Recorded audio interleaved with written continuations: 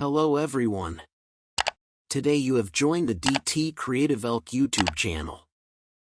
Hi, in this video I'm going to show you how to change PC name in Windows 11. Whether you want to personalize your computer or give it a more meaningful name, we have got you covered. So let's start the video to rename PC in Windows 11.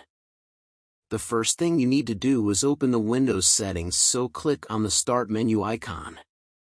And then click on Settings. So click on Settings. In the Settings window, make sure System tab is selected on the left panel, so this is the System tab. Here you can see the correct name of PC.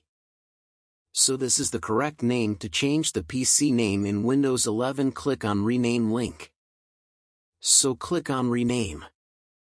A dialog box will pop up allowing you to enter a new name for your PC. After you have entered your new PC name, click on the Next button. Windows will prompt you to restart your computer to apply the changes, so that's how to change PC name in Windows 11. Thanks for watching, and don't forget to hit the like button and do subscribe to my channel for more videos like this.